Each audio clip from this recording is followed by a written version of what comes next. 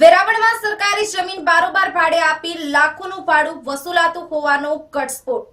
ભાજપ આગેવાન પૂર્વ નગરપાલિકા પ્રમુખ કિશોર કુહાડાનું નામ આવ્યું સામે।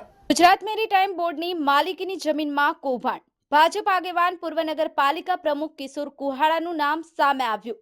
જિલ્લા કલેક્ટરને ધ્યાને આવતા સમગ્ર કૌભાંડ સામે આવ્યું। અંદાજે 3 કરોડની જમીન કલેક્ટરે તાત્કાલિક ખુલ્લી કરાવી। નારાયણ આઈસ ફેક્ટરી પાછળ વિશાળ જગ્યામાં પરપ્રાંતીય કરતો હતો વ્યવસાય। કલેક્ટરની સ્થળ તપાસ દરમિયાન પરપ્રાંતીયના નિવેદનમાં મોટો ખુલાસો। નારાયણ આઈસ ફેક્ટરીના માલિક કિશોર કુહાડા દ્વારા માસિક 40,000ના ભાડે આપેલ જિલ્લા કલેક્ટર જાડેજા જિલ્લા કલેક્ટર દિગ્વિજયસિંહ જાડેજાએ મીડિયાને આપી માહિતી। ન્યૂઝ9 ગુજરાતી સાથે મહેશ ડોડિયા, ગીર સોમનાથ।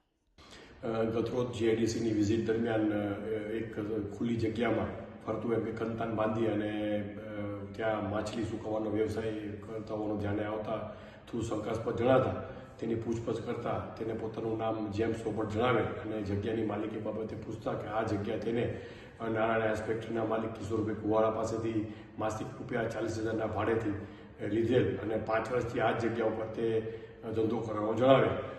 એના ટાઇટલની ચકાસણી કરતાં આ જગ્યા છે એ જીએમબીની માલિકીની જણાય। આ બાબતે પોર્ટ ઓફિસરને પૂછતા તેઓ જણાવે કે આ બાબત તેઓ અજાણ છે અને કોઈને એને લીઝથી કે રીતે આપેલી નથી।